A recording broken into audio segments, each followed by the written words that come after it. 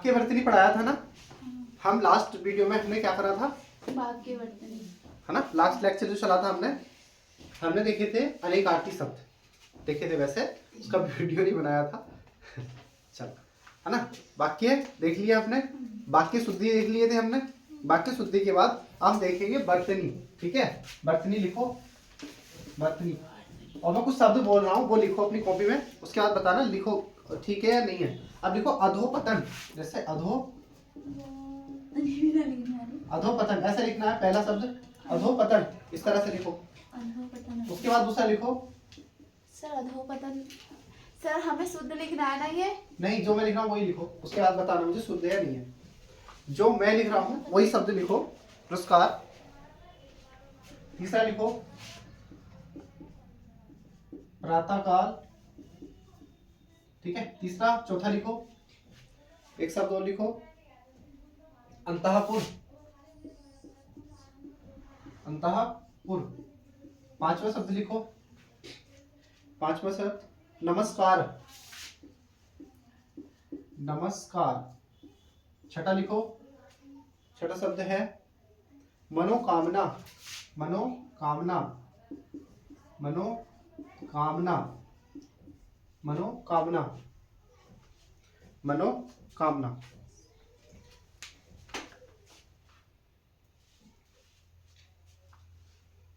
मनोकामना, है ना। जल्दी बताओ कौन कौन से इसमें सही है और कौन से ठीक है, गलत है। अंतःपुर ठीक है, प्रातःकाल गलत है, प्रातःकाल गलत है, नमस्कार ठीक है, कौन से है? मनोकामना। चलो बताओ। अधोपतन ठीक है, अधोपतन गलत है, अधोपतन गलत है। पुरस्कार ठीक है, पुरस्कार पुरस्कार तो ठीक है, ठीक है। चलो, प्रातःकाल ठीक है, नहीं गलत है, प्रातःकाल गलत है। अंतःपुर ठीक है, हाँ अंतःपुर ठीक है, नमस्कार ठीक है, हाँ नमस्कार। ठीक है, मनोकामना ठीक है, गलत है, मनोकामना भी गलत है। गलत है। चलिए अभी हम पढ़ते हैं विसर्ग का रूल। ठीक है, क्या पढ़ेंगे? विसर्ग, ये वाला लिखो। विसर्ग का नियम, विसर्ग का नियम, विसर्ग का नियम। इन शब्दों के लिए जगह छोड़ देना, कहीं पता चले ये शब्द लिख लिए तो फिर कहाँ लिखोगे। विसर्ग ब्रैकेट में ऐसे लिख लेना। ठीक है, ये वाला ऐसे करके। विसर्ग का नियम, विसर्ग का नियम लिखो, लिखो। विसर्ग संधि, हम संधि पढ़ेंगे आगे तब और अच्छे समझेंगे। लिखो यदि, यदि विसर्ग, यदि विसर्ग, यदि विसर्ग के बाद, यदि, यदि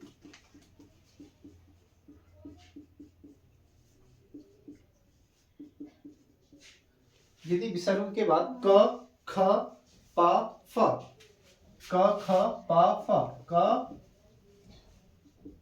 ख प और फ, यदि विसर्ग के बाद क ख प और फ आए तो विसर्ग अपरिवर्तित होता है। आए तो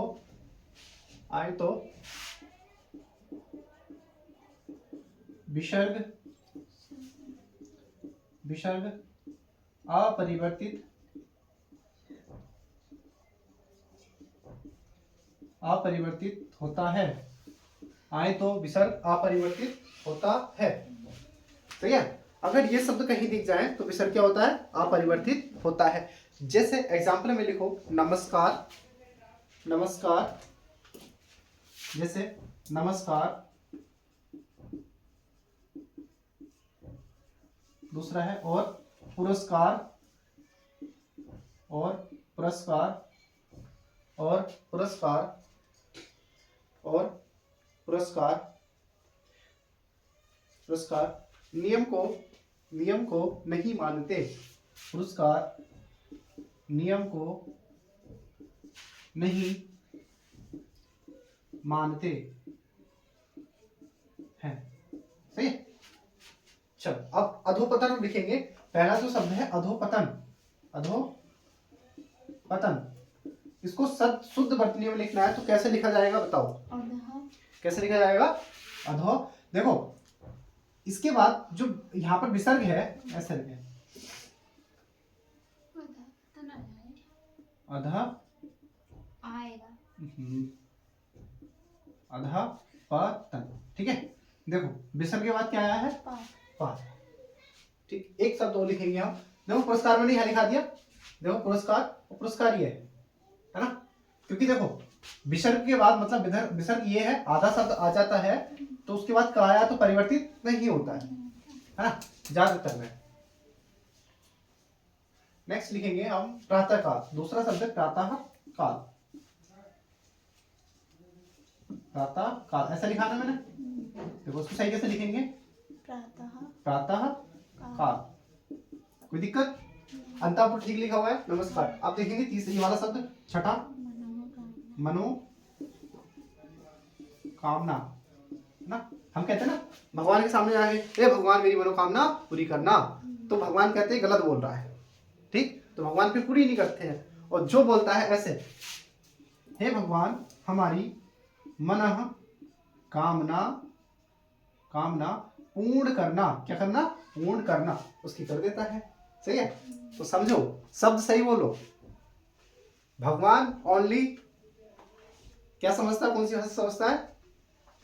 भगवान सिर्फ संस्कृत समझते हैं, संस्कृत। जो तुम लोगों से नहीं आती है, इसलिए हमें पंडित जी को बुलाना पड़ता है।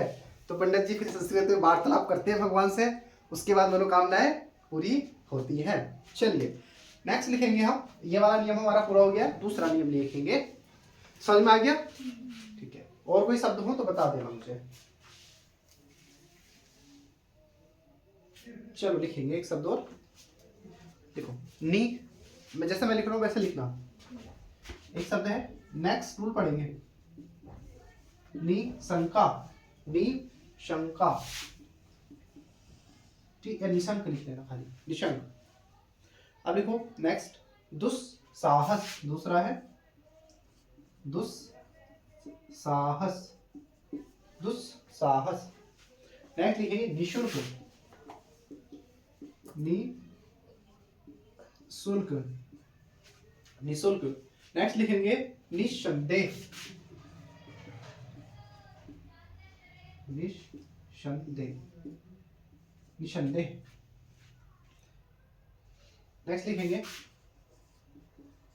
नि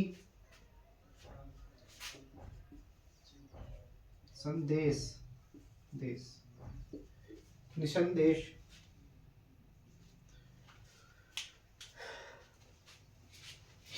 लग रहा है इसमें भी विसर्ग का रूल फॉलो होगा, है ना? हाँ। निश, दुस, निशुल्क, निसंदेह, निसंदेश। ठीक, इस सब शब्दों में भी हमें क्या दिख रहा है? विसर्ग दिखाई दे रहा है। तो हम विसर्ग का दूसरा रूल लिखेंगे, दूसरा नियम लिखेंगे विसर्ग का। लिखो दूसरा नियम, यदि विसर्ग के बाद स, यदि विसर्ग के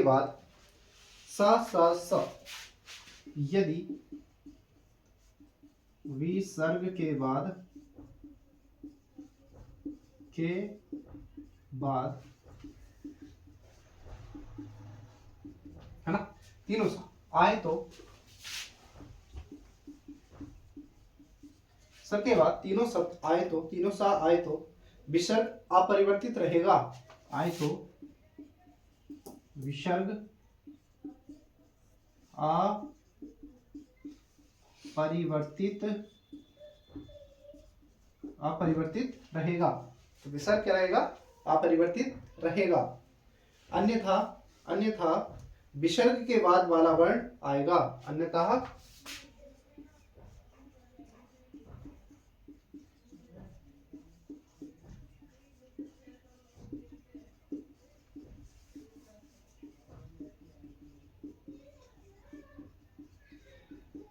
बाद वाला शब्द आएगा।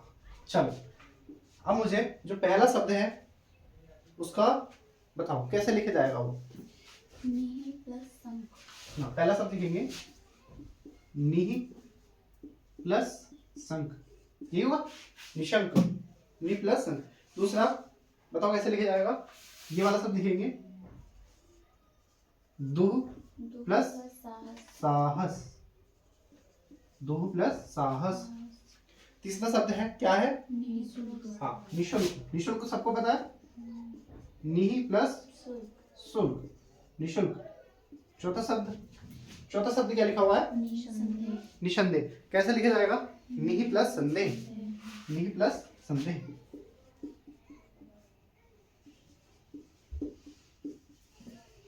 पांचवा शब्द है निहि प्लस संदेश। निहि प्लस संदेश, निहि प्लस संदेश, निसंदेश। ठीक है, समझ में आ गया ये रूट? अब इसको हटाते हैं, दूसरा लिखेंगे हम। उतार लिया तुमने? ठीक।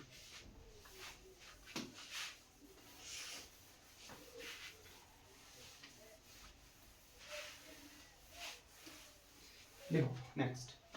अब लिखेंगे हम छा। तीसरा है छा से, छा से पहले स्वर आए तो आधा च आएगा। छा से पहले यदि स्वर आए तो आए तो आए तो आए तो आधा आधा आए तो इससे पहले आए तो इससे पहले आए तो इससे पहले च आएगा। आधा च, सॉरी, इससे पहले आधा च, आधा च आएगा, आएगा। छा, छा से पहले यदि स्वर आए तो कैसा च आएगा? अच्छा, नेक्स्ट लिखो। इसमें पहला लिखो छत्र छाया। पहला शब्द है छत्र छाया, छत्र छाया। ठीक लिखा है मैंने? कोई दिक्कत? कोई दिक्कत नहीं है ना? कोई दिक्कत नहीं है। नेक्स्ट लिखो, एक शब्द और लिखो अनुच्छेद। ठीक है, जैसे मैंने लिखा वैसे लिखना, अनुच्छेद। नेक्स्ट लिखो विच्छेद, विच्छेद, विच्छेद। चौथा शब्द लिखेंगे प्रतिछाया, प्रति छाया। पांचवा लिखेंगे, पांचवा शब्द है तरु छाया। छठा शब्द लिखेंगे तरु छाया के बाद वृक्ष छाया।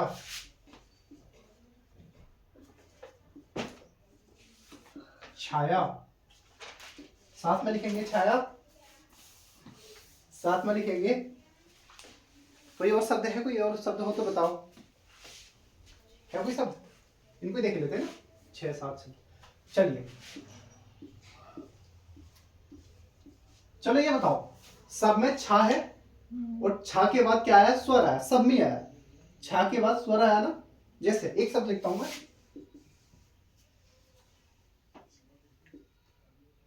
छत, खाली छत लिख देता हूं, छत, छत। छत से पहले कोई स्वर आया है? छा से पहले कोई स्वर है? छा के बाद स्वर है? नहीं दिख रहा है ना? तो ये रूल फॉलो नहीं करेगा। चलो, पहला छत्र छाया को लिखा कैसे जाएगा बताओ? छत्र छाया को कैसे लिखा जाएगा? छत्र छाया तो ऐसा ही है। देखो, चा लग जाएगा वैसे। छत्र इसमें छाया, इसमें क्यों लग जाएगा सर? ये छत्र सर कहाँ? छाया क्या नहीं है? अच्छा हाँ, सही है। अनुच्छेद, अनुच्छेद में तो लग अनुच्छ, जाएगा। इसलिए आएगा अनुच्छेद, है ना? ऐसे लिखा जाता है। विच्छेद, विच्छेद। प्रतिछाया, प्रतिछाया। और तरुण छाया, तरुण छाया। वृक्ष छाया, वृक्ष छाया। अब एक प्रत्यय का तो सबको पता है, जैसे मैंने लिखा हूं, ये हो गया रूल ना। नेक्स्ट देखो, एक लिखा हूं मैं,